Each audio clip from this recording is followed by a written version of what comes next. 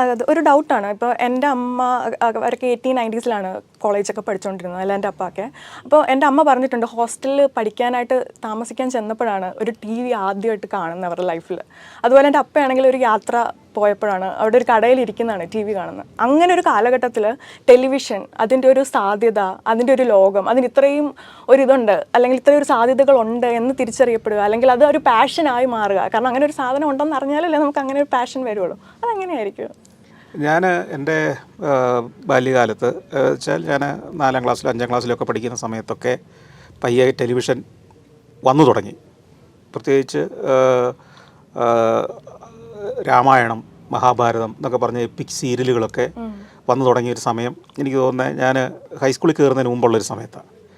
അപ്പോൾ അത് ഇന്ത്യ മുഴുവൻ ഏത് കുഗ്രാമത്തിൽ പോലും ആളുകളെ ആകർഷിക്കുന്ന ഒന്നായി മാറി. മാത്രമല്ല ടെലിവിഷനോട് എനിക്ക് വലിയൊരു ഭ്രമം തന്നെ ആയി തുടങ്ങി പിന്നീട്.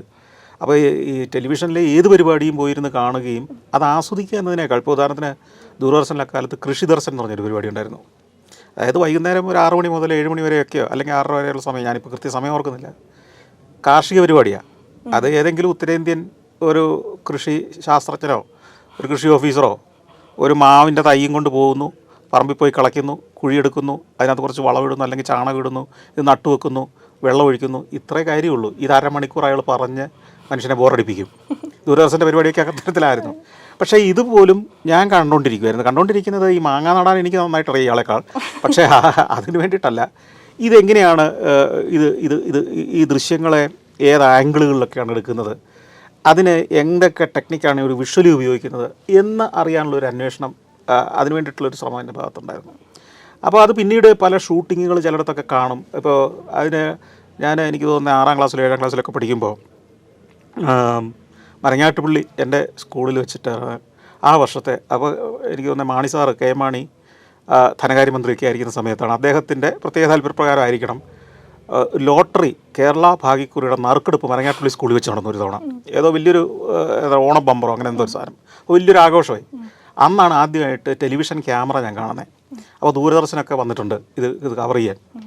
അപ്പോൾ അത്ഭുതത്തോടെ, എനിക്ക് ആർക്ക് നറുക്കെടുത്തത് കിട്ടിയെന്നോ ലക്ഷങ്ങൾ ആർക്കടിച്ചെന്നൊന്നും നമുക്കറിയണ്ട. നമ്മൾ ആ ക്യാമറയുടെ ചൂട്ടിൽ നിന്ന് മാറിയിട്ടില്ല. 6ാം ക്ലാസ്സിലോ മറ്റാണ് അന്ന് ഞാൻ പഠിക്കുന്നത്, 6ലോ 7ലോ.